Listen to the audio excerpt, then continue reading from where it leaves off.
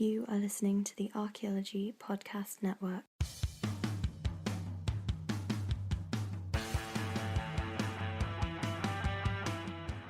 Welcome to the Archaeotech Podcast, episode 15 for August 24th, 2015. I'm your host, Chris Webster. For today's episode, I'm going to play the audio from a talk I gave at the monthly meeting of the San Diego Archaeological Society on July 25th.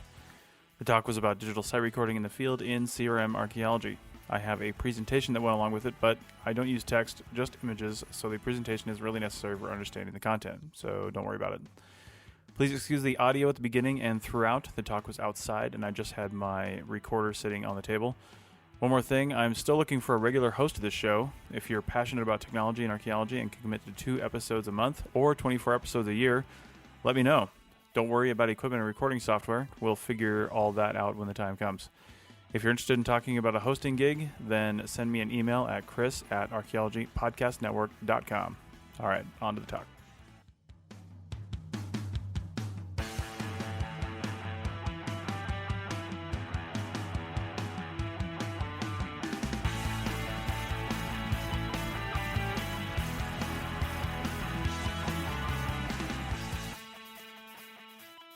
Also, the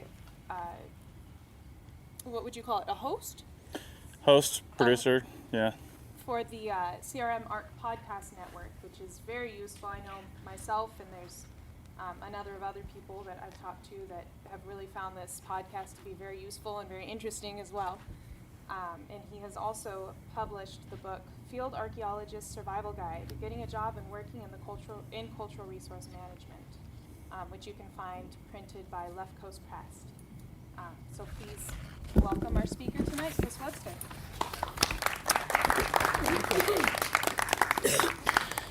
Speaking of podcasts, I am recording this, so you can listen to this again later. And just in case anybody was wondering, it's exactly 8 hours to here from the Curry Village in Yosemite National Park. So, Exactly. Yeah, exactly, with a little bit of traffic in LA. All right, first, thanks to Nikki for contacting me about this. This is really great. I've been working down in El Centro when Nikki contacted me, and then now we're in Ridgecrest. It's just kind of a coincidence that this weekend we're in Yosemite. But first off, about the podcast, has anybody here listened to the CRM Archaeology podcast? Just out of curiosity. Nice, we got a few. Does anybody listen to podcasts at all, or know what a podcast is? I don't. All right, sounds good. Well, you can find it. We started a network in December called the Archaeology Podcast Network. It's just www.archaeologypodcastnetwork.com. There's currently 7 shows on there. One from the University of Sheffield in England, and we've got a bunch produced right over here of a number of different topics. So not just CRM archaeology, but we're branching into all sorts of archaeological topics. So and we've got several other shows coming online too. So, and one more question: how many CRM archaeologists are in the audience? Okay, we got a few. So what I'm going to talk about, and the reason I started my company basically about 2.5 years ago, is moving CRM archaeology forward into the digital future, really. Again, I'm going to get into this later, but the short answer is we're not going to get any more money for what we do anytime soon. So you got to work within the budgets that you have, and rather than just complaining about not having enough money to do what you need to do, work more efficiently with what you're given. So that's what I've been trying to do, and that's what we've been working on. So, and in case anybody's wondering, this presentation is from a company called Prezi, and they're not PowerPoint, so it's not boring. It's a whole different thing, and it's not. I know. Well, and it's not supposed to be really an oval either. It's supposed to be more of a circle, but that's all right. There's a little bit of distortion going on. So, first we need to talk about why should we even use technology. We're archaeologists. Why don't we just go out there and dig? Why don't we just go out there and walk? Why don't we just record sites? And in CRM archaeology, it's all about efficiency. Okay, it's all about making sure that we're doing everything just right and in the best way that we possibly can. Otherwise, we have no more money. And like I said earlier, we're not going to get a big pile of money to do an archaeological project, right? We're just not going to do that. So, prime example, we've been given a relatively small chunk of money. I'm working with Steve O'Neill back here of Ultra Systems to survey 30,000 acres by December at China Lake. So, and we've already in a month, we just finished our third 10-day rotation, and we've surveyed about 3,000 acres, recorded about 50 sites, and a little over 300, just under 300 isolates, I think. So, and that's largely because of the technology we're using and the young people I've hired to survey. So, but so yeah, it's all about efficiency. It's all about maximizing efficiency. That's what my whole goal is. And my company, everything I do, every decision we make, every piece of technology we use, we're not tied to anything. We find something, we say, okay, will this work? Will it not work? And if it doesn't work, we throw it away and we try something else. The whole goal is to have archaeologists do archaeology and not all the paperwork and office stuff. And we don't digitize site forms because we produce them as site forms in the field. So we don't have reams and reams of paper coming back to the office that need to be typed up by somebody misreading my left-handed chicken scratch and then calling up months later and saying, oh, do you remember this? No, I don't. That was acre number 2,550 out of 3,000. So, we don't rely on those sorts of things. So yeah, efficiency. Before we get into sort of what tech is available and what's going on, just a quick going back to see what's been going on. So CRM Archaeology, before CRM Archaeology, had paper, and then the post sort of CRM era, 70s, 80s, still paper, stacks and stacks and stacks of paper. You get into the 80s and 90s, and we start incorporating some other things. We've got GPS. That's actually a GPR, if you can believe that. The ground penetrating radar. It's massive. And then, we move on and we start getting some LiDAR, some FLIR, some XRF, and some stuff that we can actually use. Now, a lot of CRM companies aren't using these things because it's not in the budget. So, it's mostly academic projects and CRM projects when they can get the money to do that.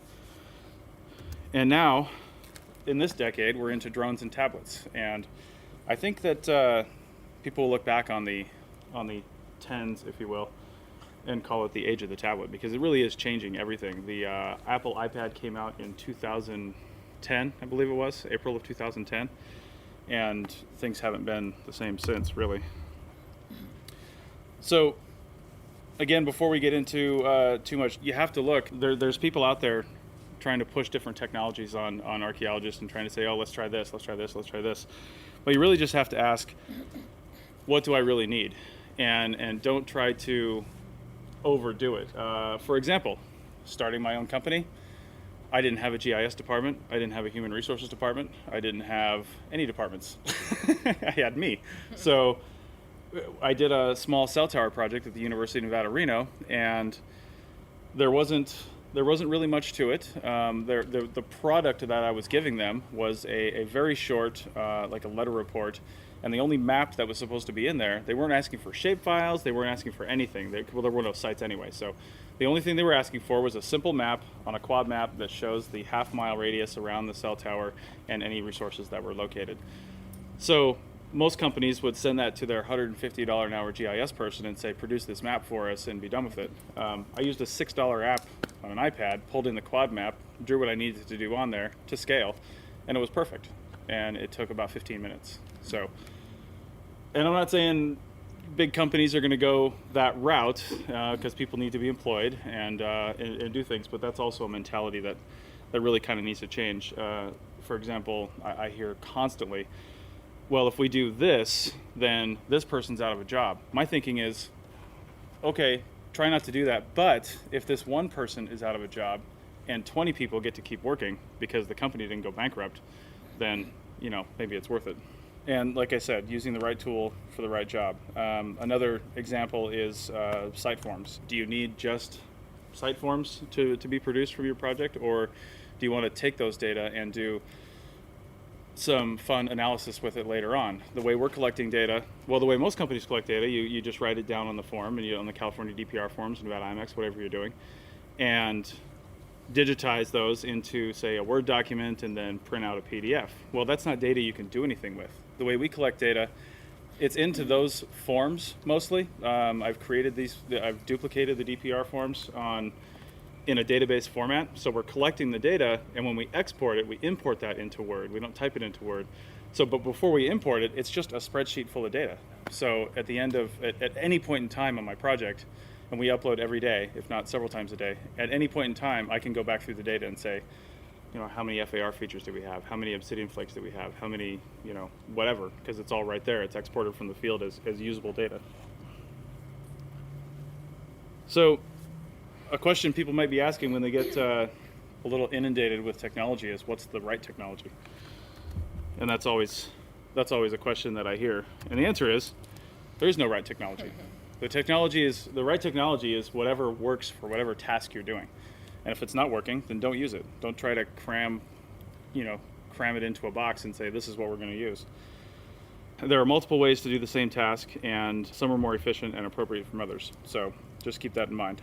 So let's look and see what's just generally available. The whole point of this talk is not to talk about fancy, expensive equipment. This is to say, what can you do right now with probably like your cell phone sitting in your pocket? And think of that as a tool, not just a device for texting. So tablets are super easy. Like I said, the tablets are so cheap you can just carry them around in a Ziploc bag. There's 3 Apple iPad minis right there, 4 iPad minis right there. Those are the actual ones that we're using on our projects. I've got this one in an OtterBox case, and these 3 in LifeProof case. They're all rugged, durable cases. But that being said, and we'll go over this later, and I'll show you how this is true, I can smash these all on the rocks right now and still save a ton of money because they're cheap. Tablets don't need to be treated with kid gloves. They don't need to be handled carefully necessarily. I mean, you don't want to destroy them, obviously, but you put them in the right cases, you put the right screen protectors on them, and they'll be fine. And if you do destroy them, I'll show you later on how it's not really going to matter financially because you're saving so much money without digitizing because you're recording digitally in the field. It's called born digital data. So let me go over a couple apps that we're using in the field right now. And you could buy all 4 of these. Some of them are free, but you could get all 4 of these for less than $30. And if you're on one iTunes account, I particularly use Apple. Some of these translate into Android, and virtually none of them go into Windows Phone because nothing does. But sorry if you've got one of those, but Microsoft said they're getting out of that anyway. They're getting out of the hardware business and just focusing on the software. But anyway, so the first one is iAnnotate. It's an amazing PDF program. You can link it to Dropbox or other servers. On each one of these tablets, I have, so like I said, we have a 30,000 acre project right now, split up into 4 distinct areas. And the GIS department for the prime contractor has basically renumbered the PLSS grid system, the section numbers, and each one of those sections is a page in what he calls the map book. So rather than walking around with, in 110 degree weather with a sweaty, folded up 11 by 17 map that people are trying to draw on, I do all my transect information right here. This is an actual block that we did, an interesting shape. So the whole section's almost in there. It's a 1 mile by 1 mile to the red lines right there.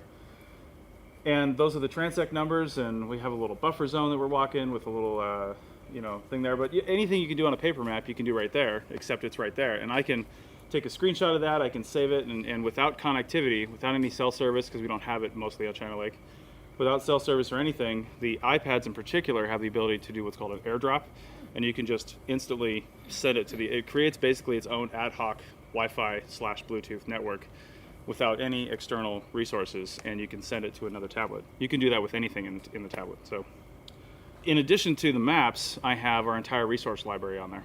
So I have a PDF version of Toulouse's bottle guide, I have projectile point resources, I have everything. If we're in the field and we need to know, what is this important, should we record this, we can, within just seconds, we can look at it without carrying a 3-ring binder full of resources, which I'm sure a lot of people have done before. So, and I've done it lots of times, which is half the reason I've done this. So, save your back. There's another program called iDraw. It's a vector drawing program. I think it's like, I don't know, $6, $7, and it's one of the most amazing apps I've ever seen. I wish I had taken a video of doing this. I did this in the field in just a few minutes, and I'm not an artist, I'm not a sketch artist or anything, but we ask CRM Archaeology field technicians who also aren't artists to draw projectile points every single day. So if we're gonna ask them to draw it on paper, there's no reason we can't have them do it here. What I did is I took a picture with the tablet of the projectile point. You can create layers. I put the picture on the first layer, I created the second layer, then I did the boundary, the border of the projectile point, then I created a third layer and started working on the flake scars. And then you can just delete the picture layer and export it to anything you want, as a photo, as a high resolution photo, as a Photoshop document that preserves the layers, as pretty much anything you want. And like I said, $6, $7, and it's an amazing, amazing application. And we use that all the time. So this is the big one here right now, and this is going to take a little bit of backstory too. There's an app called Tapforms, and since the iPad came out, it's been rated the #1 database application for Apple devices. And I've talked to the developer. He won't develop for Android, so if you're waiting for that, it's not going to happen. But this database application, you can craft however you want. And one of the nice things about the way that I import data is that anybody that's filled out an agency-specific site form, say the California DPRs, Nevada IMAX, whatever, if you filled that out, you generally probably don't go top to bottom. You'll say, okay, I'm going to fill this part out, then I'm going to fill this part out as you record the site, as you walk around the site. I've taken that experience and I changed the DPR around into fields that made sense for me, and fields that made sense for my crew. And we've got different sections down here and all this stuff, and you can expand and contract sections as you need, and then you fill in the information, you type right on the screen. You basically create a finished document in the field, okay? And I don't have to be a slave to the format that they've chosen for the California DPR. I can move these around however I want. And the reason for that is because the next step of this is to export the data. It comes out as a CSV file, so basically just something that can be read by any spreadsheet program.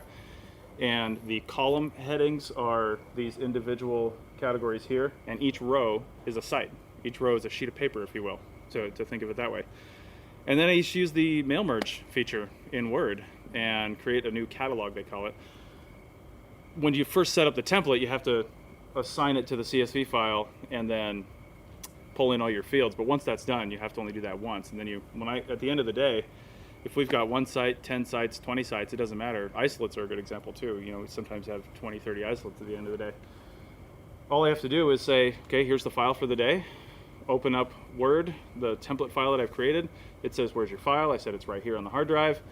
And then I hit one more merge button, and it just instantly creates however many site records I have for the day, and they're digitized. And then all we do is we spend 5 minutes going through, making sure somebody didn't have a heat stroke while they were typing and didn't wax poetic about rattlesnakes or something like that. So, which you have to do anyway.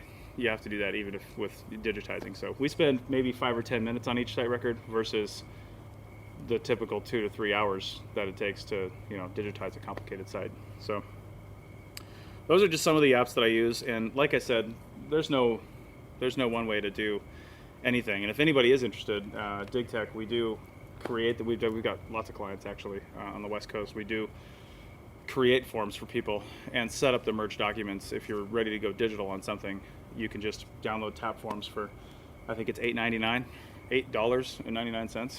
and you're fully digital. And most people probably have Word already, so that's all you need, and you can go digital in the field. Well, on a tablet, of course, but tablets are cheap. So Dropbox, another app we use pretty extensively.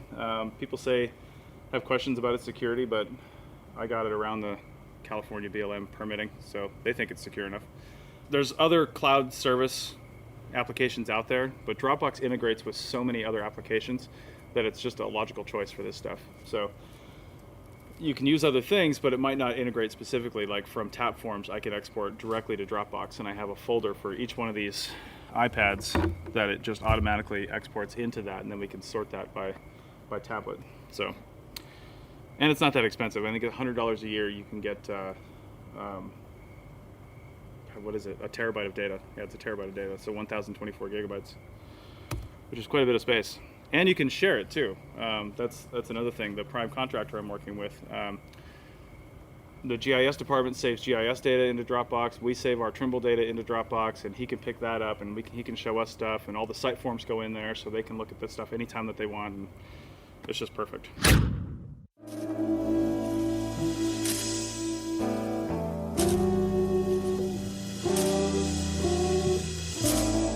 The CRM Archaeology podcast brings together a panel of cultural resource management professionals to discuss the issues that really matter to the profession. Find out about networking strategies, job hunting, graduate programs, and much more. We'll often feature interviews with college professors, CRM business owners, and experts as well. Check out the show on iTunes, Stitcher Radio, and at www.archaeologypodcastnetwork.com/CRM Arc Podcast. Let's get back to the show.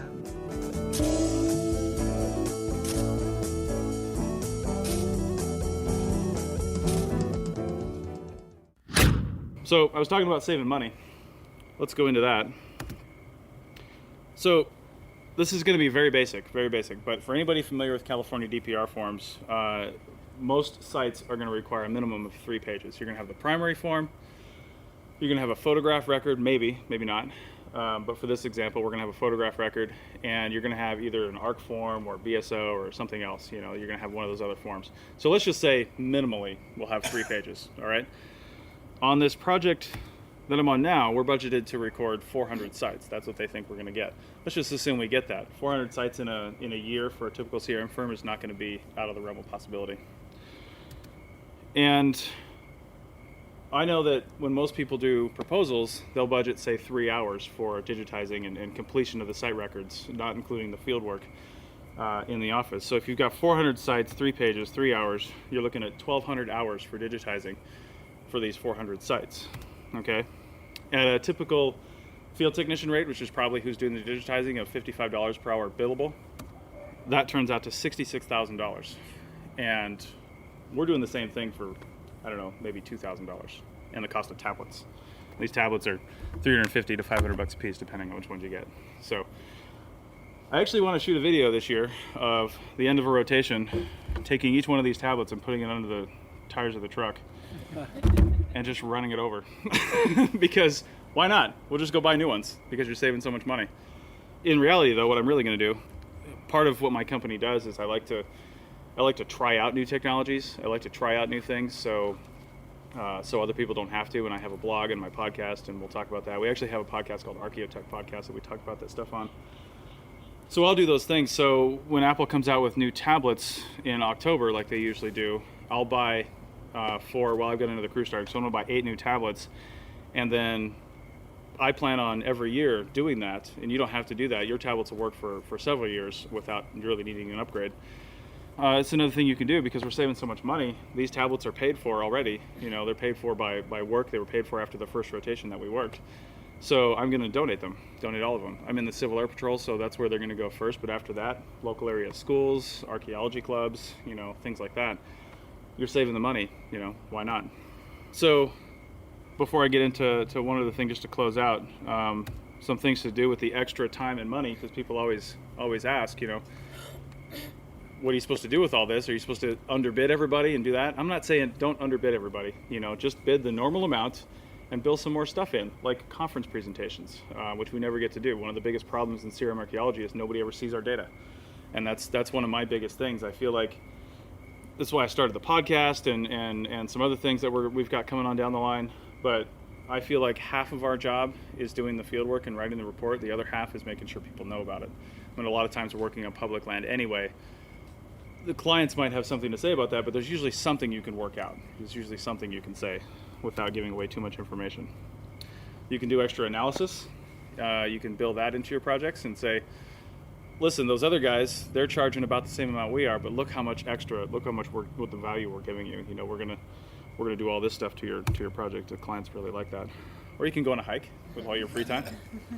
And as I tell the employees I've got working for me now, no matter how big we get with this, no matter how efficient we get, and Dig Tech is going to start taking all the business from everybody else and doing all this stuff, but I told them the door to my yacht is always open. So they can come in anytime they want. Like I said, don't use technology as something, don't feel like you have to use it on your projects, but just think, if there's something I want to do, can this be done more efficiently, right? And it probably can, because the first thing I always think of, I don't try to invent new things because it's 2015. Chances are somebody else has already figured out. So do the research and just do what they're doing. And if it doesn't work, modify it, but then tell people about it and, help try to change the world. So, and that's it, pretty much. Use technology to find the bigger picture and don't let it keep you down. So, any questions? Go ahead. For the site forms, the pictures, do those go over in the Excel spreadsheet too, or do you have to put them in by yourself? So that's a good question. No, the pictures don't. And the pictures are a problem with this application, with Tapforms. That's the one major problem that we have. The reason for that is we still take pictures in there. Our photo log is created on the fly, so that's pretty nice. But the pictures themselves, the way this developer has chosen to save them is like a 16 or 20 digit random hexadecimal number. That's your photo number. And it's completely unintelligible. It doesn't translate into anything. So we figured out a way to correlate that with the photo logs and then to renumber automatically the photos. But one thing I didn't mention is I've been working pretty closely with the Center for Digital Archaeology in Berkeley.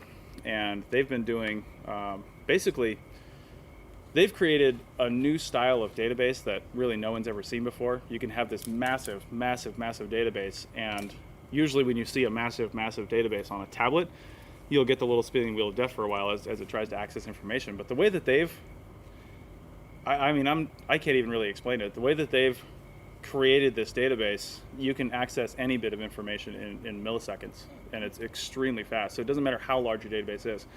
So what they're doing with that, they're building on top of that a user interface that looks like whatever you want. And they've been doing this for 5-10 years now. They're actually currently on a project in Israel, and they did a huge rock art project in Australia. So it's all been academic projects, and I interviewed them on the podcast last fall, and I said, hey, what you guys are doing here would work really well for CRM.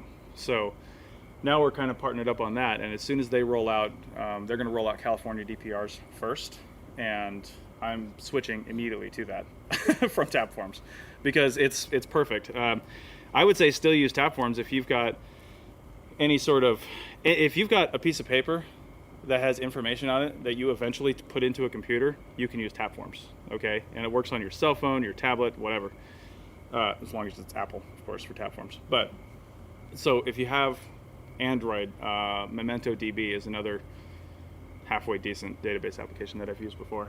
But so yeah, photos are an issue, but once the CODA team rolls out their system, it won't be an issue anymore because their system will build a photo name that's related to the site. It builds it automatically using different pieces of data, so that'll be perfect. And it'll export actually from the tablet as a PDF. So that's another thing.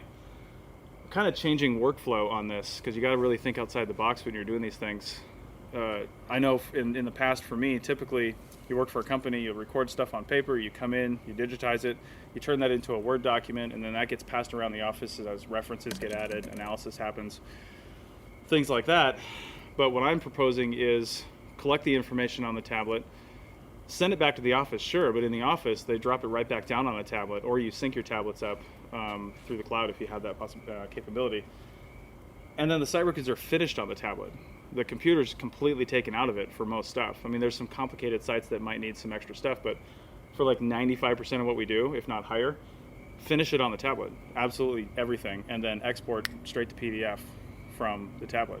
And what we're working on for the future is actually before you export, before you even start actually, the program asks you what state you're in, then it asks you what agency you're working for, and it creates the form that's appropriate. And what I'd like to see in the future is a more generic form, because if you've worked anywhere else in the country, I've worked in 17 different states, and shockingly, an archaeological site is an archaeological site is an archaeological site. They all have the same bits of information, they just are put in different places on forms. So why not have a form that is mostly generic, but tailored to like vegetation and things like that, and counties and all that stuff is specific to the region you're in, but that people can work all over the place and see basically one interface. And then when you export it, it looks exactly like whatever agency you're working for is expecting to see. So that's the eventual goal of some of this stuff. Any more questions? Go ahead. Well, I was wondering, and I'm asking this because one survey I did, I ended up doing most of the feature drawings Right. by hand. I was wondering, does iDraw work well for feature drawings, or have you tested that out? Or Absolutely. Yeah, I have. I've done features and profiles with it. So, like any good photograph, it depends on the lighting conditions you've got. So you want to make sure you get a good photo. If you're doing something like a feature or a profile, you'll still want to try to get as as on top of it, or to the profile as you can. And you can. I wouldn't want people to get into this habit, but once you take the picture, there's no reason you can't draw that feature drawing anywhere else. Take it back to the office and draw it there. But what I do is I still draw them in the field. Okay, but now you've got the actual feature or profile or whatever you're doing in front of you, and you've also got it on a photograph sitting on the tablet. So you've eliminated the person that needs to take measurements for you, because in iDraw you can do everything to scale. You can actually say this is a 100 centimeter by 100 centimeter block, and then when you draw a line, it says this.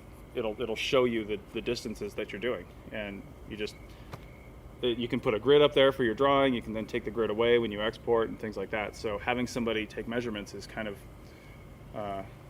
gone by the wayside for what we're doing. So yeah, it works really well for that. Good. Is all this valuable information you're sharing with us in your book that you wrote? No, because the book is not about this stuff. The book is about.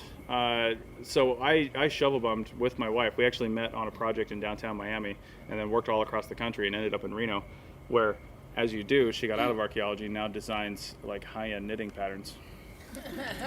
So, and dyes her own yarn in the kitchen, which is fun. So, anyway, the book is about.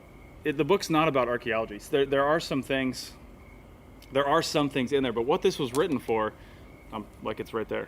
What this was written for is all that stuff you didn't learn in college. When you get out of college and you go to your first CRM project, I didn't know how to screen on my first CRM project. I didn't have that. My field school was Olduvai Gorge in Africa, so we didn't have shaker screens. And I stood there waiting for buckets to fill up, chatting to this guy, just trying to be friendly. But really, I was watching somebody go to the screen, so I knew how to lift the damn thing up and use it. So there's stuff like that in there. I feel like there's some other archaeologically related things in there are like what UTMs are. People don't know what UTMs are when they first come out usually, unless you learn this stuff in your field school. But not all field schools are created equally. So there's one in there. I think it's a really important skill, even in the age of Trimbles, which we're actually eliminating this month. Probably we're going to be using sub-meter GPS on the tablets, but I think to properly know how to, and it feels weird saying this in a technology talk, but to properly know how to really record a site, even digitally,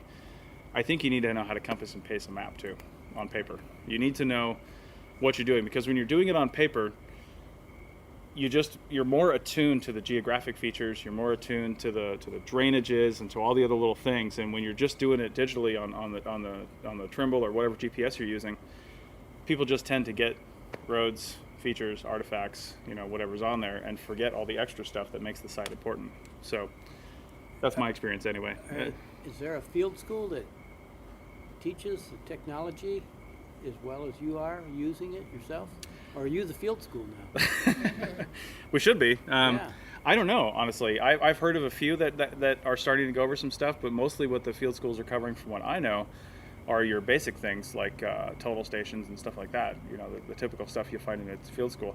I haven't heard, this isn't to say it's not happening, but I haven't heard of a field school that's using tablets in this way and teaching people this stuff right out of the gate.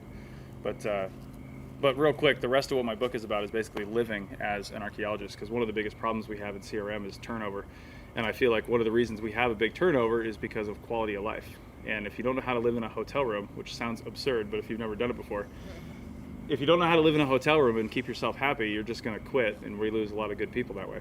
So not because they didn't like the archaeology, but because they weren't happy living on the road.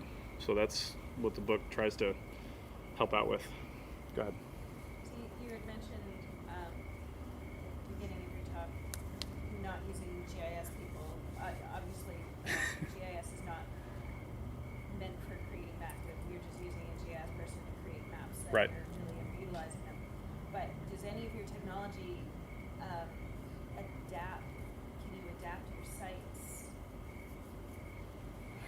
This is hard to ask. I'm sorry. I had a project site a year ago, 1,000 acres. We had such dense artifact recoveries from the survey that trying to figure out where one site started and stopped, and the next one, ended up doing that back in the office with GIS analysis, like putting a buffer around everything and creating the sites that way.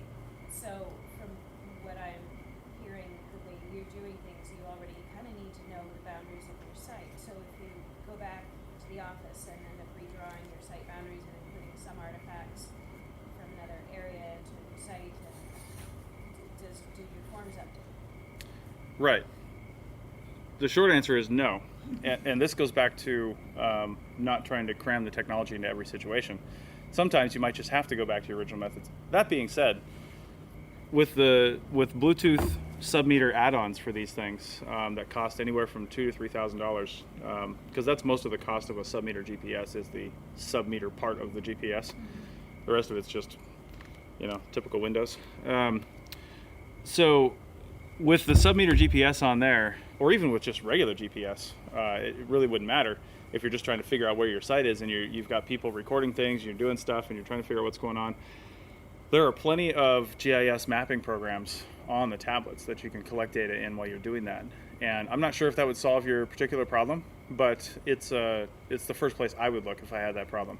I would look to these GIS programs, and I would look to the way that they sync with the other tablets in the field, and everybody can do, you can survey the thing, you can do what you got to do, and everybody's recording, everybody's doing what they got to do, and then they come back, sync the tablets, put it all up into the GIS on board on the tablet, and figure out what you've got from there. I think that would be possible.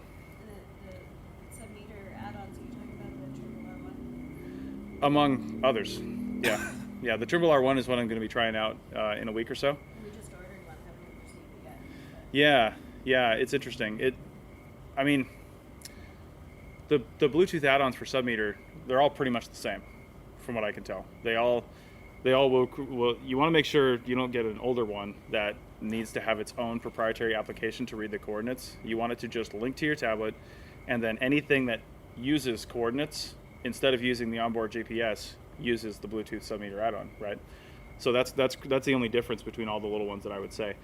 The biggest thing is the app. What app are you going to use? That's the bigger component. Trimble's own Teraflex looks like a decent application, but it's got a yearly fee too. But there's plenty of, again, it's trying to figure out what do you need. Do you need just basic site recording, or do you need complicated GIS analysis? If you need complicated GIS analysis, then you're going to pay some money for an application. If all you're doing is recording points, lines, and areas, then any one of dozens of free GIS mapping programs on the App Store will work. So you just got to make sure they export in a format that you can still use, which most of them will if they're recording shapefiles. So, but that's where reading the reviews comes in handy too. So there's actually a Facebook group called Cell Phones and Archaeology, I think it's called. It's a good one to join because they talk about a lot of this stuff. There's a lot of really uber geeky people on there that try out a lot of these applications. And if you go on and tell them you just bought a Trimble R1 and say, I'm using it with this device, what would you suggest for GIS? And they probably have an answer for you in a few hours. So, but that's another thing with technology is that I didn't even talk about, which is social media. This is such a collaborative process, and there's so many variations out there. It would be impossible for me to say, I have figured out some of this stuff on my own, but other stuff, before I even delve into it and put a lot of time into it, I go on a bunch of the LinkedIn groups related to technology and some of the Facebook groups related to that and say, hey, has anybody tried this? And if so, what were your results? And you get answers instantaneously because people are addicted to Facebook. So, yeah, but in a good way in that respect. So, any more questions? Go ahead. You said that you help companies transition to Mm-hmm. using a digital format.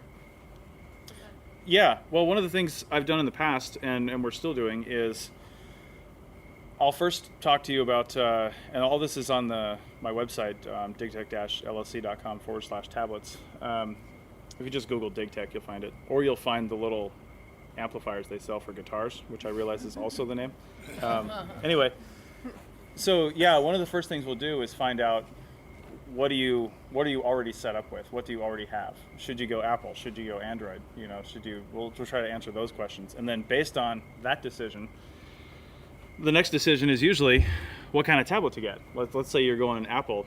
A lot of people think, well, I'm going to need the full-size tablet. It's going to be, the 64 or 128 gigabyte memory with the GPS. The full-size Apple iPad Air 2 with 128 gigabytes of onboard memory and the GPS is going to cost you over $1,000. That's just all there is to it. And I've used the full-size one in the field. But what I've come to realize is that if you're willing to adjust to a little bit of a learning curve and the smaller form factor on the tablet, the minis are way better. The minis are way better. And if you're uploading every day like you should, because you're used to doing that with your GPSs, you don't need any more than the 16 gigabyte or whatever. Apple's probably going to eliminate that, so it'll be 32 gigabytes. But that one with the GPS, I believe, is still under $500. If you're going to get a Bluetooth sub-meter add-on, you don't even need the one with the GPS. And that's another thing while we're talking about tablets.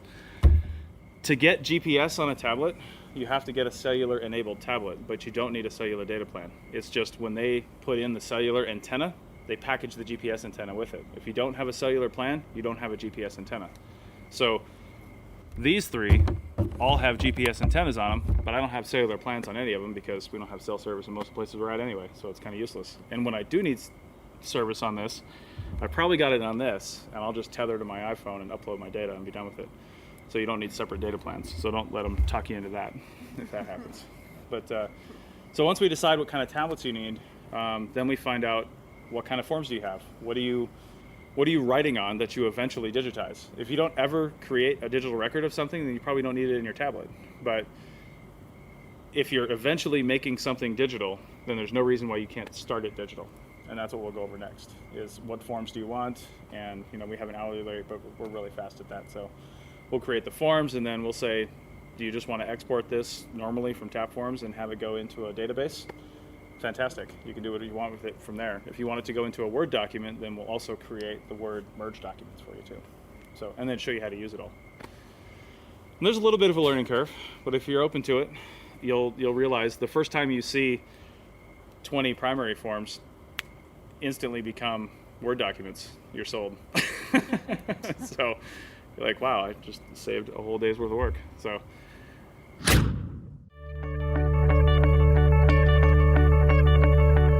Profiles in CRM, a weekly podcast. Ask CRM professionals 8 simple questions. The first questions establish education, location, and experience. The last questions are a reflection of that experience, and the answers will surprise you. Check out the show on iTunes, Stitcher Radio, and at www.archaeologypodcastnetwork.com/profiles. On that page, you can also request to be interviewed for the show. It only takes 20 minutes, and you don't need any special equipment. Let's get back to the show.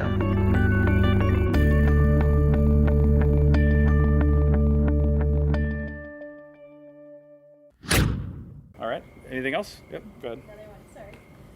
So when you're doing your reports, do you use referencing software, and if so, which do you use? I've used EndNote in the past, honestly, just for references. Have you tried it with the new, now that it's all online rather than? No, I haven't had a chance this year yet, actually. Most of the projects I have, Steve can tell you, he's writing the reports. So we're doing the field work. But anything else? I have a question, curiosity. Where are your projects right now? Right now, we've got, so we're partnered with Ultra Systems, and they won the 5-year NAVFAC Southwest contract. So as part of that, we just finished in 4 10-day sessions, just about 15,000 acres of survey in El Centro. And now we've got 30,000 acres in Ridgecrest, China Lake. So we'll see. And possibly some stuff in, my company's based out of Nevada, but all my work's in California this year, coincidentally enough. But we might have some stuff coming up in Lincoln County, Nevada over the winter. So, all right. And just, if you go to the Archaeology Podcast Network website periodically, we are rolling out some other stuff. And I'm not sure if it's going to be tied to that website or tied to my company website, digtech-llc.com. But we've got some other helpful things for initially CRM, but then branching out into archaeology, then branching out into the other environmental scientists, some educational resources that we're working on right now. We're hoping to roll that out at the beginning of next year. So, yeah, everything I do is based on having archaeologists do more archaeology and less office work, and also educating people somewhat uniformly on stuff that we never really get educated on. It's all on-the-job training. So, go ahead. When you were showing the apps that you were using, the first one that you use instead of bringing a map into the Mm-hmm. I annotate. Just a lowercase I, annotate. Okay, thank you. And honestly, if you, for that particular use, if you use any PDF viewer rather than a paper map, it'll probably work. The thing I like about iAnnotate is I can use different colors and line thicknesses and different things to illustrate stuff on my map like you saw there. And not only that, but iAnnotate links with FTP servers and Dropbox. So it'll actually, if I wanted it to, I don't have it doing it for this particular circumstance, but if I had a need to, as I did that stuff in the field, when I came back into the office, or if I tethered cell service, the annotations I made on that map would save to the server. What So about adding like notes to that map? yeah, you can add notes, text, pictures, voice notes, whatever you want. It's pretty versatile. iAnnotate is really versatile. You can export the only the annotated pages if you want. You can export the entire PDF document. You can add extra pages to do different annotations on. It's anything you can possibly come up with. So, and again, that's another like $8 or $9 application. I don't even know what it is, but it's cheap. So, and a little iTunes hack, if you guys didn't know you could do this. I have one iTunes account for the company, and as long as all the tablets are signed into that account, you only buy the app once. And then, like my wife and I have been doing this for years. We have one account, and you download the application, and it instantly downloads to your other devices if you have it set up that way. So we've only paid for all these once, and I've got it on probably 6 tablets. So, and I guess real quick, it's getting late, but I'll address a few quick questions that I didn't get to on here about the tablets and their durability. Like find the right case. OtterBox, LifeProof. They're rugged. LifeProof is waterproof. You can dunk that in a stream and it won't hurt it. I usually, except for the waterproof ones, if it's not waterproof, I'll usually pop out the screen protector that comes with these, and I'll get a Zag Invisible Shield screen protector. They're way better than the ones that come with it. I actually I was sticking it in the back pocket of my vest one time, and I missed, and I dropped the tablet face down in a dry stream bed, and I did that thing you do when you drop a Trimble like that, and you just like look at it, and it was fine. So, and if you do damage the screen protector, they'll replace it. It's a lifetime guarantee. The other thing, real fast, people always ask about is battery life. So the batteries on these things are incredibly good. We've never had one die. That being said, I send everybody in the field with extra USB batteries, and they come in hundreds and hundreds and hundreds of shapes and sizes. So if you're concerned with battery life, or you're, cruise watching YouTube videos in the field, then get some extra batteries. I mean, this thing was like $15 at Costco. It'll give you a little bit of a charge on an iPad, enough to get you through the end of the day. This one actually has little solar panels on it, so if you're stuck out there for a while, you can recharge it. But yeah, that technology is really advancing quickly, and you can get stuff for a pretty reasonable price, less than $30-40 typically, enough to get you through the rest of the day for any USB device. And I think that's pretty much it. That's most of the questions I usually get on those. So Your company, your website's DigTech LLC? digtech-llc.com. Yep. And if you Google, like I said, if you Google DigTech or Digital Technologies and Archaeological Consulting, which is a mouthful, then you'll find it. And then, of course, Archaeology Podcast Network. I think that's it. Chris, thank you so much for presenting. As is traditional with us, we would like to mug you for being a presenter. Nice. And you also get a year free membership to SCCAS. Awesome. Thank you. So thank you again. All right. Yeah. And Thank you. if anybody has any questions further, just go to the website. My email address is right up on the front there, so we can talk about it. When were you in?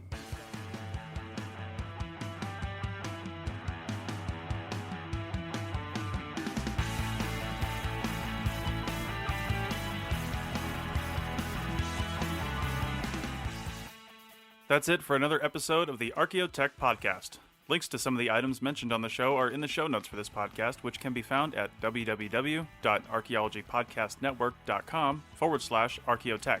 If you like the show and want to comment, please do. You can leave comments about this or any other episode on the website or on the iTunes page for this episode. You can also email us at chris@archaeologypodcastnetwork.com or use the contact form on the podcast webpage. If you'd like us to answer a question on a future episode, email us. Use the contact form on the website or tweet your questions with the hashtag Archaeotech or tag @ArchPodNet in your tweet. Please share the link to this show wherever you saw it.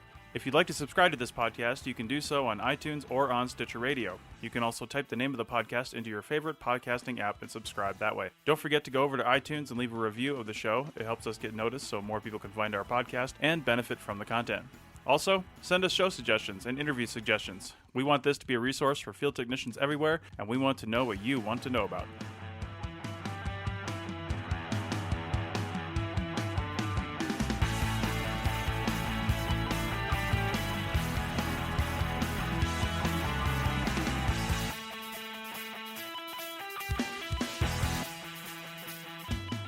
This episode was produced by Chris Webster and Tristan Boyle and was edited by Josh Phoebus. This has been a presentation of the Archaeology Podcast Network. Visit us on the web for show notes and other podcasts at www.archaeologypodcastnetwork.com. Contact us at chris@archaeologypodcastnetwork.com. Thanks again for listening to this episode and for supporting the Archaeology Podcast Network. If you want these shows to keep going, consider becoming a member for just $7.99 US a month. That's cheaper than a venti quad eggnog latte. Go to arcpodnet.com/members for more info.